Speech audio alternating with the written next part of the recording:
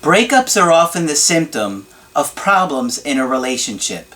My workbook series, The Knowledge, is focused on helping you change your life in 4 key areas: retaining the information that I teach, personal growth, improving your relationships, and of course, re-attracting your ex.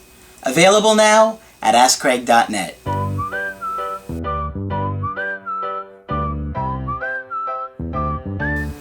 Hi there, I'm Coach Craig Kenneth. I'm Coach Margaret. And today we're going to be talking about what's my attachment style. So I realize that I have a lot of new people coming to my channel every day, every week. And a lot of times they come across me talking about an attachment style and they're like, I don't know what that is. Well, basically an attachment style is a way that we attach to others, our loved ones essentially. Really, it started with our caregivers and then it moves over to our romantic relationships. And so if you're new to learning about attachment styles, and even if you're not, you might find this video helpful. Because what we're going to do is Margaret has got a list of some questions that she got that will help you look at what your attachment style is. Right. And so if you understand this, you have to understand attachment to understand love, right? Right. Because not many people understand that the way we attach is different. Right. Yeah. But it is. And the way you attach is probably very different to the way that your partner or your ex attaches. Yes. Okay? So, Margaret, let's look at these questions and, just kind of think about them for yourselves, right? Okay. Are we going to give the answer to each one? I thought we would discuss them a little bit. Okay, that sounds good. And it's not so much that it's a right or wrong answer, it just tells what your attachment style might be. If you're very interested in this is work by a psychologist named Diane Poole, P-O-O-L-E, Heller, H-E-L-L-E-R. Okay. Excuse me, it's called an attachment styles test. And when I read it, I found it quite interesting. Okay. And remember, the flavors of attachment style are secure, anxious, and avoidant. Well, there is another one that we don't talk about too much. Well, we do sometimes. Disorganized. Disorganized. Yeah. And that is for people that have had massive amounts of attachment trauma, right? Yes. Abuse, neglect, Right. probably or possibly adopted. All kinds of things. Yeah, but all kinds of things that interfered with their attachment. And they have some crazy behavior often as children and also sometimes as adults. But if one comes up, we'll identify it. Okay. Anyway, but I thought it would be interesting to read a few and just discuss what style that would suggest. Okay. Okay. I find myself minimizing the importance of close relationships in my life. Okay. Minimizing close relationships. What do you think that is? Would it be secure, anxious, or avoidant, do you think? I think it would be avoidant. I think so too. And so when somebody has an avoidant attachment style, they don't act like, maybe they feel it internally, but they don't act like a relationship is that important. Right. And or they if minimize it. Or if they find it difficult. And somebody's saying, well, look, all my friends the same age as I am are in relationships and I'm not, but maybe it's not important. Yeah. Okay? All right. And people who are avoidant often don't feel like relationships are safe. Yeah. No, they don't. No. I feel relaxed with my partner most of the time. I feel relaxed with my partner most of the time. No, that certainly doesn't sound like anybody that's anxious, right? No, it certainly doesn't. So that would leave us secure. Secure. Or avoidant. Avoidant, okay? And not disorganized for sure. No, not disorganized. I would say that as a secure person, if you feel comfortable around your partner most of the time, that shows a sign that you're secure in your relationship. All right. Let's see. I feel comfortable expressing my own needs. Comfortable expressing your needs. Well, that certainly doesn't sound like somebody that's avoidant. It certainly doesn't. An avoidant person would probably be scared to death to express their needs. Now, maybe an anxious person would be in some ways they would be able to express it because they would be like Right. demanding. Right, well, they're not, yeah, they're not, and they're not totally damaged either. But yes, they probably don't feel all that comfortable because they're anxious and they're afraid the person they're asking could get upset. Yep, that's true Right. too. Yeah. Yeah. So that again sounds like somebody who's more secure. Right. So more secure than anything else. Yeah. Yes, absolutely, I would say secure. In an attempt to stabilize connection, sometimes I overfunction, over-adapt, over-accommodate, and over-apologize for things I didn't do. Okay, for things you didn't do. You're apologizing for things that you didn't do. I didn't do it, but I'll never do it again, Yeah. and I'm really sorry. And you're apologizing. Yes. So it sounds like somebody who's afraid, right? I think so. So that sounds like anxious to me. Right, and when you get too afraid, it's anxious. And, you know, that person may have gotten into all sorts of trouble at various times for stuff they didn't do. Who knows? Yep. Okay? I tend to prefer relationships with things or animals instead of people. Okay. You tend to prefer relationships with animals or things. Yeah. Oh, Rather that, than people. That doesn't sound like somebody who's secure, because No, somebody it that's doesn't. secure would feel comfortable Right. with people. Anxious, it doesn't sound like, because they don't want to be by themselves very often. They like being around other people. That sounds like an avoidant person. I think so too. Yep.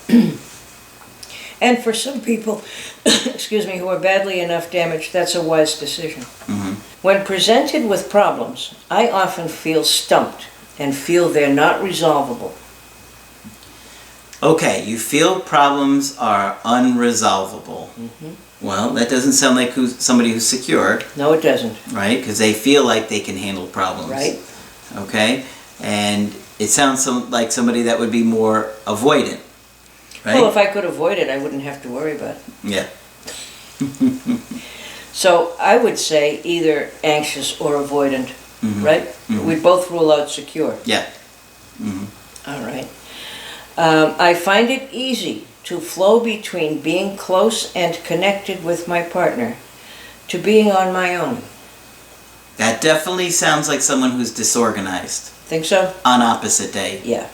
Yeah, a disorganized attachment can often be, the person can feel very different ways in like an hour. I mean, I really love you this minute, but 2 minutes from now I'm going to hit you with the lamp over there because I can't decide where I'm coming from. Yeah. This sounds like a secure person that can, what was it? They could not come and go. How did they word it? They could flow. Flow. Yeah. It's difficult for me to say no or to set realistic boundaries. That doesn't sound like an avoidant, because they will say no when That's they want to say exactly right. And it doesn't sound secure to me either. It sounds like somebody who's anxious. That's what it would leave us with. And there are many people, there are many people like that who find it very difficult to say no.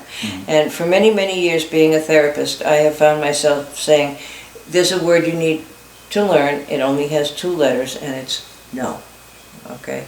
That doesn't feel right. That isn't right. Yeah. No. But there are many people who are afraid to say no, and that usually has a history. Yeah. When I lose a relationship, at first I tend to experience separation elation, and then I get depressed. Well, that sounds like an avoidant, right? As soon as the does. relationship ends, Right. they feel relieved, they're related, Yep. but then they get depressed. This was explained to me very eloquently by an adolescent one time. And running away was her thing. She had escaped from some of the best secure hospitals in New England. And she explained to me one day that running away, she would put the fire alarm on in hospitals and stuff like that so she could get out the door. She would say that first half hour when she would be out on her own and sometimes running was the most elation-filled experience she had ever had until she realized a few minutes or hours later that she was on her own again and had nowhere to go. Wow. Okay? So I will always thank her for explaining that to me. So if you're feeling smothered or you're having a difficult time with too much closeness or restriction, doing something about it can be absolutely a source of elation. So I thought it was worth mentioning here. Yeah. After anxiously awaiting my partner's arrival, I end up picking fights. Interesting. After anxiously waiting for my Anxiously partner's awaiting. arrival. Do you think that's a clue? Could be. Well, not intentionally, but I think that anxious person, like we talked about in the video recently, when the person comes home, you're so excited to hear from them Yep. that you start to interrogate them, which causes a fight. Which can easily cause a fight. I like that interpretation. I hadn't thought about it quite that way. Yeah. I was thinking of someone who was a little afraid of closeness and said, I'm so glad he's here, I've given him a big hug. Uh-oh, maybe that's too close. I like your interpretation better. All right. I sometimes feel superior in not needing other people, and I wish others were more self-sufficient. Ooh. Let me finish the sentence. Some anger in that and statement. not bother me. I wish they were self-sufficient and didn't bother me. Yeah, there's almost like some anger under that, isn't I it? sometimes feel superior. Yes. In not needing others, and wish others were more self-sufficient. Certainly sounds avoidant. It does to me too. And I want you to be avoidant too. Yeah, that's right. Well, because it means you won't bother me. Yeah. But if I have knowledge you don't have, of course I am superior. I don't want to work for this person, right? So don't ask me any questions. When I give more than I get, I often become resentful and or harbor a grudge. When I give more than I get, that sounds like somebody that would be anxious to me. I often become resentful and harbor a grudge. Because they don't communicate that I feel like I gave you all this and you didn't give as much. So they're not going to tell you anything. They're not going to address it. And so their grudge is going to build until it explodes one day and you had no idea they were angry. Yeah. Right? When I reach a certain level of intimacy with my partner, I sometimes experience inexplicable fear. Interesting. When I reach a certain level of intimacy, I have this inexplicable fear. Well, that certainly sounds like an avoidant to me. It does to me too. And you can see the tragedy of it. In other words, when I reach a certain level of intimacy with my partner, which probably makes it look like things are going well, I can't handle it and I get scared. And there's a lot of that out there, and I think because it's counterintuitive, it's hard for us to understand that sometimes. If you do well, I get scared and push you away. Not always consciously, but that is what happens. Yes. Absolutely. Okay.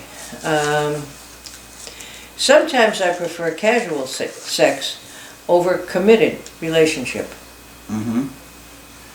That sounds like all of the above. It really kind of does, yeah. I like that. All of the above, yeah. But overall, more avoidant, I think. I think so too. I don't want any kind of a commitment. I'm not sure what a relationship is going to do to me. So if I want to have sex, casual, there's no strings. Okay? All right.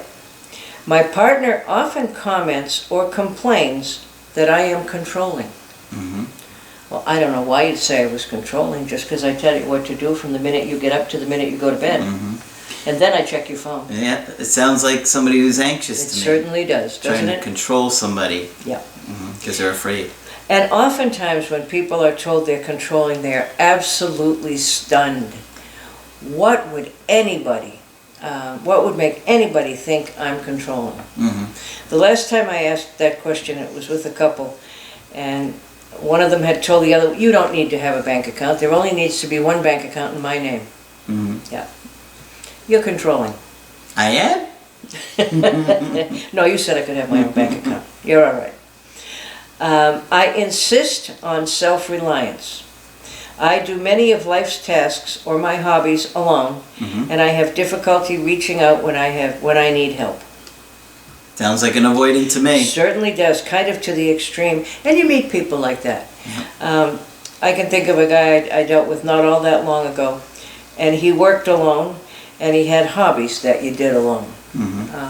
Like he liked to go fishing, but he would never go fishing with a buddy. He would always go fishing by himself. And you see that and you say, well, okay, guess this guy is not that much in need of relationships and is more comfortable by himself. If that's working for him, terrific. But if he's sad and wants a relationship, then that's not so terrific. Yeah. Got a few more? Got a few more. At the same time as I feel a deep wish to be close with my partner, I also have a paralyzing fear of losing the relationship. That's a tough one. Yeah. Read that one again. At the same time as I feel a deep wish to be close with my partner, I also have a paralyzing fear of losing the relationship. That almost sounds disorganized to me. I was going to say, It almost feels like both. it sounds like almost a mix of anxious and avoidant, right? That's what I was Yeah. thinking. A paralyzing fear, it says. Yeah. Because it's like the anxiety is about, I have this desire, I but have then a at the wish. same time... I have a wish to be close, but I also have a paralyzing fear of losing the relationship. So it's really both, I think. It's a mix. So that could be a disorganized? Oh, sure. Yeah. Sure. It could be, you could call it disorganized, or you could call it a mix of anxious and avoidant, I Yeah, think. I think so. Because, I mean, how often do real human beings fall into neat categories? Not all that often. It's not as neat as you would think. Some people are thinking that it's one or the other one. Sometimes there's Right. behaviors of both. The real understanding is that you're either securely attached or you're insecurely attached, and there's a spectrum, Yep, that's right? right. Like Always it's a a spectrum. continuum, Yeah, yeah. and you're gonna fall on different... Secure, desperately unattached. Yeah, and you're at different points. You're going to be in different places. It's Right. not you're always That's like right. in this hardened spot. right. It's fluid. You move just depending upon what's going on with you. Right. But people tend to be like in a certain range. I would think, right? I would think so too. It is difficult for me to be alone. If I'm alone, I feel stressed, abandoned, hurt, and or angry. That definitely sounds like someone that's anxious to me. It certainly does. Certainly not avoidant. I often find eye contact uncomfortable and or particularly difficult to maintain. That seems like somebody that's an avoidant to me. I think so too. They don't like to Yeah. make that connection, that eye contact. Think about this, guys.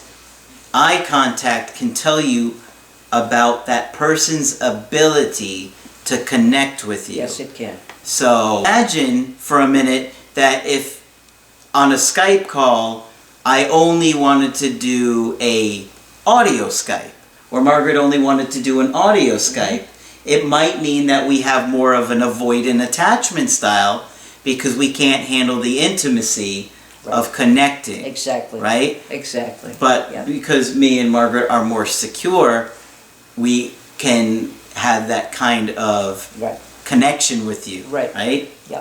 And there are other people who don't do it that way. No. Yeah. There are people that can't do a video. It can also be, it can be a number of things. There are some people who feel like other people can read their thoughts if they make eye contact with them.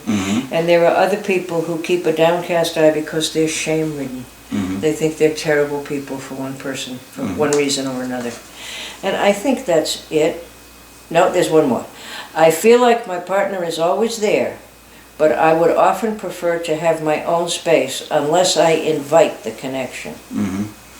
Well, that sounds like an avoidant to Yes, me. it does. And I hope they mention it to their partner, that that's the deal, I like it when you help me, but don't do it unless I ask you.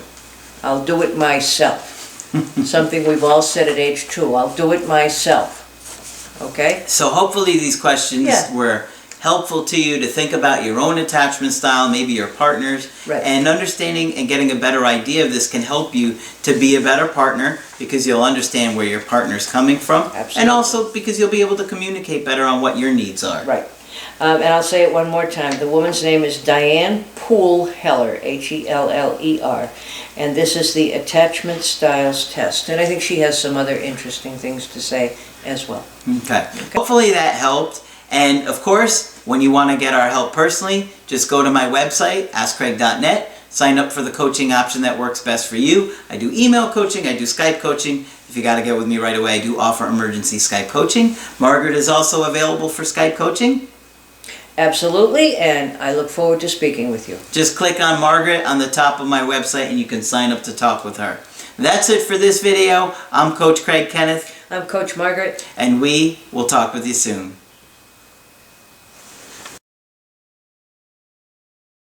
I'm Craig Kenneth, a relationship coach and a psychotherapist. Every relationship is different, and every breakup is different. Work with me, and you'll get professional help on your situation. Just click on the link in the description below, or go to my website, askcraig.net.